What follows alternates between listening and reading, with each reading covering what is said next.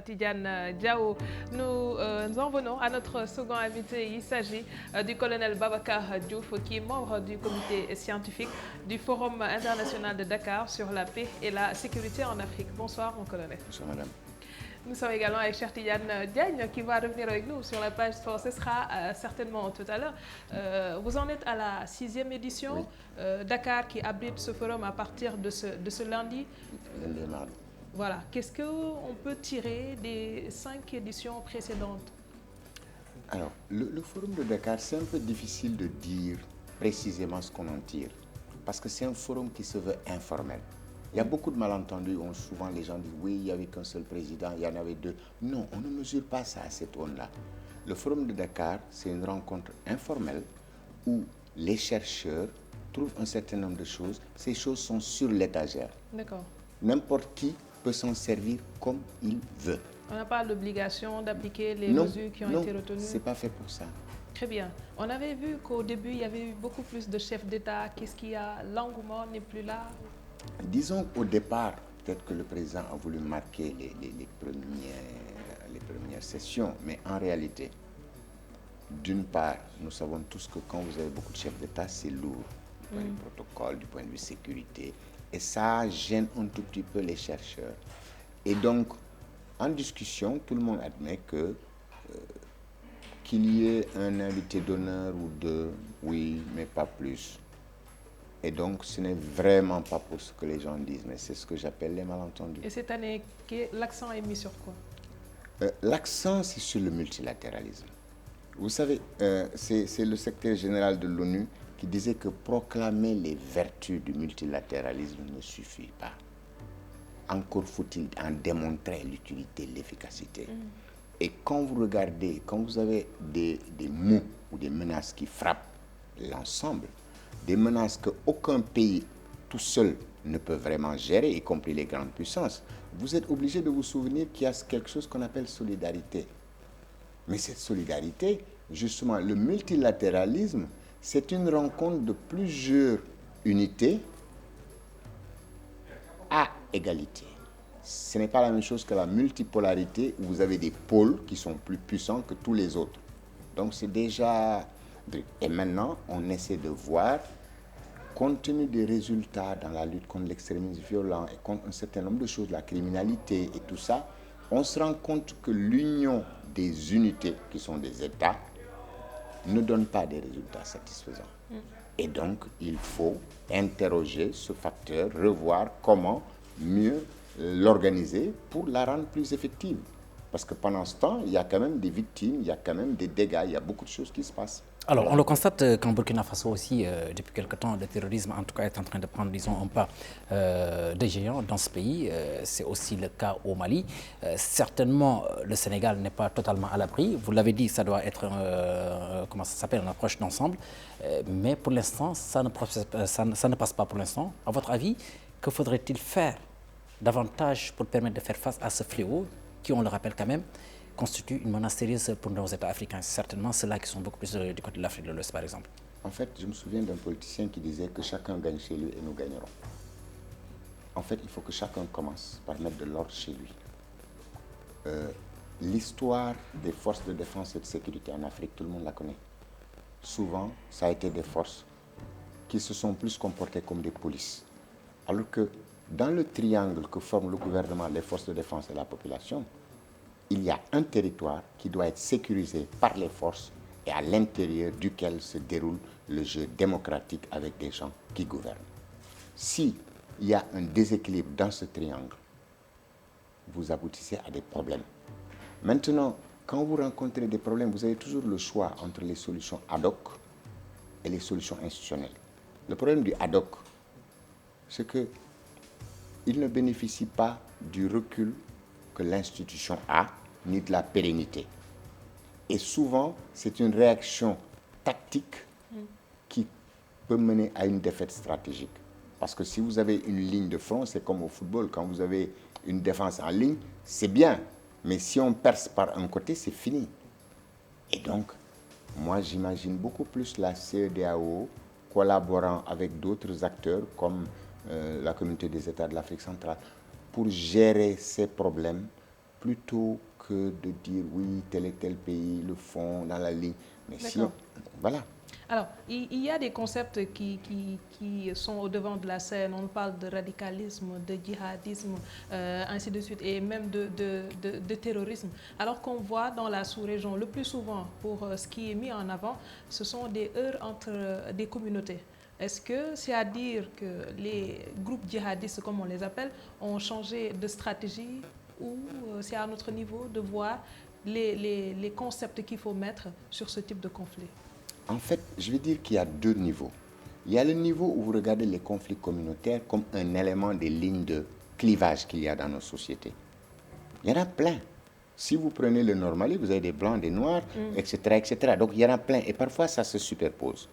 Mais si je veux vous déstabiliser, je commence par quoi? Je passe par vos vulnérabilités. On dit qu'une menace, c'est une volonté, une capacité et une opportunité.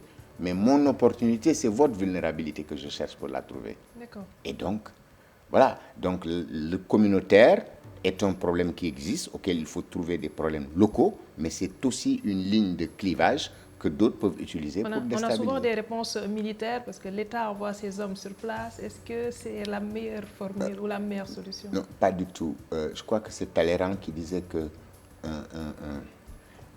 une baïonnette, ça peut servir à tout sauf à s'asseoir dessus. Et donc, si vous voulez, quand un problème se pose, un problème a plusieurs dimensions. C'est Nietzsche qui disait que la réalité est un ensemble de perspectives dont elle est la somme. Si vous trouvez qu'il y a une dimension militaire, une dimension économique, une dimension ceci, une dimension cela, vous vous retrouvez comme le mathématicien qui a des éléments différents et qui doit trouver des barycentres. Alpha x1, alpha 2, x2, alpha 3, x3. Comme en composition, les matières n'ont pas le même coefficient. Et il faut donc affecter des coefficients aux différents facteurs et essayer de trouver des solutions. Alors, face, disons, à ces situations d'insécurité que l'on constate un peu partout en Afrique, pensez-vous que la solution militaire reste la seule solution d'ailleurs, pour éradiquer ce fléau? Ou alors faudrait-il changer, à votre avis, disons, de stratégie ou même d'approche pour se tirer d'affaire, par exemple? On va dire que c'est une solution nécessaire mais pas suffisante. Parce qu'en réalité, si vous êtes en train de monter d'autres problèmes et que le gars vient avec ses forces, vous terrasse et passe, vous faites quoi? Que deviennent vos projets de développement et tout ce que vous vouliez? Ça ne sert à rien du tout. C'est pour ça que je vous parle de différentes dimensions. Il faut contenir une menace et à l'arrière essayer de gérer. Et c'est la raison pour laquelle une des dimensions de ce forum revient sur le rôle des populations. Et quand vous dites rôle des populations, ça veut dire que vous allez remettre des acteurs qui, dans certains pays, n'ont pas une belle histoire et qu'il va falloir réconcilier par des mesures politiques osées. Parce que la meilleure protection d'un pays reste sa cohésion. Quand il n'y a pas de cohésion, donc il y a les lignes de clivage dont je parlais tout à l'heure. Je crois que c'est François Tual qui nous explique, qui parle de planète émiettée. Il dit « small is useful ». Plus on vous émiette, plus c'est utile pour celui qui veut vous dominer. Et si on en revient au Nord Mali, parce que comme le disait tout à l'heure Cheikh Tidiane, on a des groupes djihadistes qui sont là. Est-ce qu'on peut s'attendre à voir un jour le gouvernement et ces groupes-là s'assoient à la table des négociations? Parce que aussi, dans la résolution de certains conflits, il est important que les différentes parties puissent dialoguer. Alors, la négociation, il y a plusieurs visions. Il y a des gens qui estiment qu'il faut négocier. Mais l'ennui, c'est qu'il faut d'abord se demander qu'est-ce qu'on négocie. Entre nous, si vous allez, par exemple, le problème corse, le problème irlandais, il y a plein de problèmes comme ça dans le monde. Vous croyez que tous si ces gens disaient qu'ils veulent, qui ont dit qu'ils veulent l'indépendance, les États leur ont accordé? Non. Si moi, je dois négocier avec vous et vous me dites c'est charia ou non, ou rien du tout, du coup, qu'est-ce qu'il y a à négocier? Absolument. Non, parce que, en fait, la République laïque, c'est la seule solution. Et je vous dis pourquoi. Quand chacun peut gérer le salut de son âme, comme disait Richelieu, le salut des âmes, c'est dans l'au-delà. Celui des États, c'est ici et maintenant. Donc les États, c'est ça qu'il faut gérer. Et pour gérer les États, il faut que toi et moi, comme on fait au Sénégal, qu'on ne s'occupe pas vraiment de quelle est ta foi. Ta foi, c'est ton problème. Ma foi, c'est mon problème. Pourvu que nous sachions que l'homo sénégalensis, au-dessus de lui, il y a une république. Et ce sont, comme disaient les Grecs, c'est les hommes de la cité qui assurent sa sauvegarde. C'est eux les murs. Et après, ils demandent l'aide du Seigneur. Mais sinon, personne ne s'en sortira. Ce serait une nouvelle ligne de clivage, justement. Imaginez, on commence à dire, oui, mais moi je suis serré, toi tu es tout couleur, ok. Non, nous on n'a jamais connu ça. Et ce n'est pas le moment de commencer. Et les autres aussi, maintenant, ceux qui l'ont, c'est pour ça que là, il y a de la négociation. Là, il y a des choses qu'on doit faire pour réconcilier. Mais en tout cas, à mon avis, quand quelqu'un me dit indépendance ou rien du tout, ou charia ou rien du tout, moi, je ne vois plus là-bas. Alors là, si je vous comprends bien, vous pensez que ces clivages d'ordre ethnique, religieux peuvent constituer, disons, des intercales ou alors des intervalles par lesquels les gens peuvent passer pour véritablement, comment je vais l'appeler, pour véritablement installer l'insécurité ou même déstabiliser, par exemple. Absolument, absolument. Il ne faut pas exclure, c'est-à-dire que parfois on s'imagine que ses voisins, même une grande puissance, peut vous déstabiliser. Des grandes puissances peuvent être en compétition, où les enjeux sont énormes. Vous croyez que les gens vont faire des états d'âme? C'est Lord Palmerston qui disait en 1848, la Grande-Bretagne n'a ni ami éternel ni ennemi. Seuls ses intérêts le sont. Et au niveau des États, je suis désolé, il y aura toujours un moment où la raison d'État, et le Wolof le dit, c'est dommage, mais c'est comme ça. Je reviens au multilatéralisme. Vous disiez tout à l'heure que les États avaient besoin, disons, de fédérer leurs forces pour pouvoir au moins mettre en place des politiques communes qui pourront peut-être être bénéfiques pour le continent. Mais ce qui m'interpelle, c'est que la plupart du temps, quand on a ce genre de conflit qui arrive ou de crise dans un pays, on a surtout l'impression qu'il faut qu'on attende la communauté internationale, qu'elle soit là pour mettre la pression et tout. Est-ce que sur le plan sécuritaire, l'Afrique est suffisamment dotée pour pouvoir venir à bout de certains maux du continent, non pas souvent avoir besoin de cette pression de cette communauté internationale? Là aussi, je pense qu'il y a un problème de solidarité, d'organisation. L'APSA, au niveau de l'UA, prévoit des brigades en attente. Les États ont des militaires. Vous savez, quand je suis prêt à m'investir pour vous et vous pour moi, ça donne ce qu'on appelle une défense collective. L'OTAN, si vous attaquez un membre de l'OTAN, article 5, on n'attend pas que l'ONU parle, parce qu'on va dire article 51, légitime défense. On va d'abord réagir en attendant que l'ONU fasse quoi que ce soit. Et chez nous, si nous voulons attendre l'ONU, le ceci, le cela, non. Il me semble qu'un jour, on en viendra à dire on va avoir quelque chose qui est une défense collective. Chacun va y contribuer en fonction de ses possibilités. Et je crois que... Et vous pensez que la communauté internationale laissera faire? Elle n'aura pas à faire ou à ne pas faire, c'est légal. Si elle a besoin d'avoir un regard sur ce qui se fait sur le continent. Mais ça aussi, ça dépend de nous ce qu'on veut. Vous savez, si moi je pense à mes enfants, j'accepte de me sacrifier aujourd'hui pour que demain eux soient bien. Je crois qu'à un moment, les Africains seront confrontés à une chose. Un étranger ne vous développe pas. Un étranger ne vous défend pas forcément. Et celui qui vous défend, comme disait quelqu'un, généralement, vous acceptez volontiers qu'il vous écorche un peu plus que la normale parce que c'est le prix à payer. Un autre mal qui nous touche, c'est la cybercriminalité. Est-ce que ce volet-là sera pris en compte? Ah oui, il y a le numérique. En fait, ce n'est pas seulement la cybercriminalité. Il me semble qu'on devrait beaucoup plus voir le truc plus large, la cybersécurité. Parce que même toutes les menaces, beaucoup de menaces actuelles passent par ça. Vous savez, même dans les têtes, il y a ce que Larry Cable appelait les conflits de mythes. En fait, l'extrémisme violent porte un projet de société qui est un mythe. La République est un mythe. Les deux mythes se rencontrent dans les têtes. Et c'est justement si je suis maltraité que quelque part, dans ce conflit de mythes, ma loyauté peut basculer vers un camp ou un autre. D'accord. Alors, juste préciser, Cheikh Tidiane, avant de te donner la parole, que vous pouvez réagir sur Twitter via le hashtag Soir d'Info. Oui, Cheikh Tidiane. Alors, peut-être une question qui concernerait spécifiquement le Sénégal. On sait qu'il y a des perspectives nouvelles qui se dessinent pour le Sénégal avec, disons, la découverte du pétrole. On voit que depuis quelque temps aussi, il y a des choses qui se passent quand même dans ce pays et qui certainement pourraient rappeler à certains, disons, cette nécessité d'être prêt au moment opportun. Alors, quelle approche le Sénégal devrait-il avoir, à votre avis, pour faire face à ces perspectives nouvelles, face à l'insécurité galopante quand même, qui commence petit à petit quand même à avoir une certaine ascendance? En fait, il y a des dysfonctionnements différents. C'est-à-dire, l'ennui, c'est que empiriquement, on voit que quand un pays a du pétrole, le pétrole a tendance à attirer les gens au niveau de la formation, au niveau de l'emploi, au niveau des activités. On néglige les autres. Et on devient de plus en plus dépendant par rapport à l'extérieur. Aujourd'hui, quand les grandes puissances sont en compétition, il y a ce qu'ils appellent le contrôle des flux. Le contrôle des flux a deux dimensions. Il y a une partie, on va dire, zonale, qui consiste à contrôler des territoires.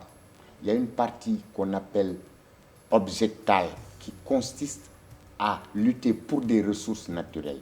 Et donc, où vous pouvez avoir la ressource, ou vous déstabilisez le pays qui l'a, ou si vous n'y pouvez rien, vous regardez la voie par laquelle c'est évacué, vous essayez de contrôler un territoire là-bas. Regardez la Syrie. Vous vous souvenez de pourquoi il y avait la Syrie?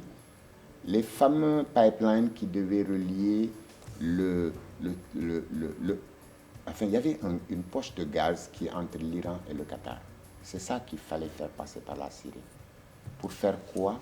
Pour alléger la dépendance européenne par rapport à la Russie. Mais l'ennui, c'est que les Syriens ne sont pas bêtes. Ils se sont dit, attendez, cette poche-là, l'Iran, mon allié, qui a sa part, cet Iran est sous sanctions. D'accord. Le Russe, c'est mon allié, donc je refuse. Donc, passage, pipeline. Les deux, ils sont l'objectal et le zonal. Ce qu'il faut éviter... il faut se préparer. Ah oui, faut se préparer. On a encore du chemin à faire. Oui, mais je pense que la réflexion a quand même commencé depuis pas mal de temps. Parce que là, on a l'impression que les gens... on réfléchit trop, mais sur le terrain... Oui, mais je veux dire que quand on réfléchit, ça débouche aussi sur des mesures. Oui, je veux dire que personne ne dit tout ce qu'il fait, mais je sais que les gens œuvrent à ça, anticipent par rapport à ce qui se passe en mer, par rapport à ce qui se passe sur terre, etc., etc. Merci beaucoup, colonel Babacar Diouf, qui est membre du comité scientifique du Forum de Dakar. Vous aimez le sport? Oui, j'ai joué au foot quand j'étais plus jeune. J'étais gardien. Oui, j'étais même le gardien des officiers de l'armée de l'air. Ah ouais? Ah oui. Ah, super. Je me faisais appeler Pompidor. Pompidor, en référence à qui? L'agenda sportif, c'est tout de suite.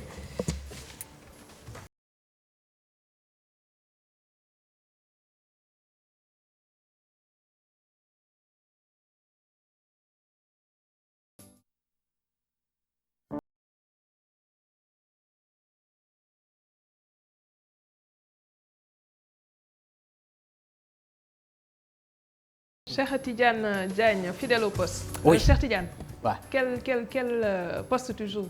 Au moins, j'espère que tu fais le football. Tu peux pas venir ici. Je l'ai pratiqué quand même. En toute honnêteté, je l'ai pratiqué. Je me suis juste limité quand même au navétane. J'étais un milieu excentré. Très vélo, c'est très rapide. Capable de percer les lignes. Waouh! Bah oui. C'est bien cela. Excusez-moi. Il faudrait qu'on se renseigne pour savoir ce qu'il en est réellement. Même si je n'en doute pas, mais je suis un peu sceptique. Alors, qu'est-ce que nous avons pour ce week-end? Nous avons le football, les éliminatoires de la Coupe d'Afrique des Nations Cameroun 2021 qu'on a entamé il y a de cela quelques jours en milieu de semaine. Et là, on va poursuivre donc la deuxième journée pendant ce week-end. Le Sénégal, qui est actuellement en déplacement à Eswatini, joue donc le dimanche prochain l'équipe d'Eswatini pour le compte donc de cette deuxième journée. Toujours pour le compte du groupe du Sénégal, retenez que le Congo joue toujours ce dimanche à partir de 16h contre la Guinée-Bissau. Mais aujourd'hui, on a donc poursuivi les rencontres de cette première journée. À 16h, la Tanzanie a battu la Guinée équatoriale sur le score de 2-1, certainement avec la complicité de la régie. Vous pouvez voir donc le tableau des rencontres. Au moment où je vous parle, la Tunisie est en train d'en découdre avec la Libye. C'est un derby entre voisins, sachant que ces deux pays sont voisins. Autre résultat de rencontre qui s'est déjà joué, c'est entre le Zimbabwe et le Botswana. 0 but partout entre les deux formations. La Mauritanie et le Maroc sont en train de jouer actuellement. C'est au Maroc, donc c'est le Maroc qui accueille. Et au moment où on entrait en tout cas dans ce studio, le score était de 0 but partout entre les deux formations. Pour la suite des rencontres, donc demain, samedi, pour le groupe K, pour le compte donc de cette première journée, à 13h, Madagascar-Éthiopie, 19h, 19h, la Côte d'Ivoire accueille le Niger. Et puis nous allons enchaîner avec l'Euro 2020 de football, les éliminatoires avec l'entame de la 9e journée. L'Espagne qui joue actuellement contre Malte, donc un rapport de force qui paraît en tout cas inégal, et c'est l'Espagne qui était donc devant au moment d'entrer au score dans ce studio, plutôt on a 0. L'Italie joue aussi en ce moment en déplacement en Bosnie, et puis demain pour la suite des rencontres, samedi donc 19h45 Allemagne-Biélorussie, 19h Croatie-Slovaquie, 17h Russie-Belgique, entre autres rencontres prévues donc pour cette 9e journée de l'Euro 2020. À préciser que certaines nations ont déjà composté leur ticket pour le tournoi final. Il s'agit notamment de l'Angleterre, de la France, de la République tchèque, entre autres nations. Basketball pour terminer, nous allons parler du tournoi qualificatif olympique chez les dames. C'est à Maputo où se déroule donc le tournoi. Le Sénégal joue demain sa deuxième rencontre, ce sera contre le Mali à partir de 13h30. Mais hier, les Lions ont réussi leur entrée en matière puisqu'ils ont battu l'équipe de l'Angola sur le score de 75-71, soit 4 points de différence. Alors, c'est vrai que tu as changé de discipline, mais je m'attendais à ce que tu nous parles du premier galop d'entraînement des Lions avec El Hadj Ousseynou Diouf qui a pris part. Ah oui, El Hadj Ousseynou Diouf que l'on a découvert donc tout à l'heure à l'entraînement avec l'équipe du Sénégal. C'est vrai, pendant un bon bout de temps, les gens ont pensé que sa présence était nécessaire pour en tout cas booster, l'équipe du Sénégal. D'autres ont trouvé le contraire du fait, du caractère assez trempé de El Hadj Ousseynou Diouf, mais il reste ce qu'il est. Il reste quand même une icône dans le football sénégalais qui, à mon avis, est capable quand même, s'il est bien canalisé, de doper cette équipe du Sénégal qui, je le rappelle, a quand même besoin, de certains de ces cadres pour passer le cap. On en voit un peu partout en Afrique, des équipes nationales qui sont souvent accompagnées par des références. Il y a l'exemple du Cameroun, entre autres la Côte d'Ivoire, où d'ailleurs Didier Drogba est en train de briller la tête donc, de la fédération. Donc ce sont entre autres ce qu'il faut, à mon avis, le foot à ceux-là qui l'ont constitué, et je pense qu'à partir de ce moment, tout est bien fait. Merci beaucoup à Cheikh Tidiane Diagne. Merci également à Colonel Babacar Diouf. Nous vous donnons rendez-vous lundi, Inch'Allah, pour Soir d'Info. Mais juste après ceci, retrouvez Nata Mbaye qui va vous présenter le journal du Gamou ou du Gamouat. Je ne sais pas comment je devrais le dire. Bonsoir Nata. Bonsoir Aram Touré, bonsoir à tous les téléspectateurs de la télé.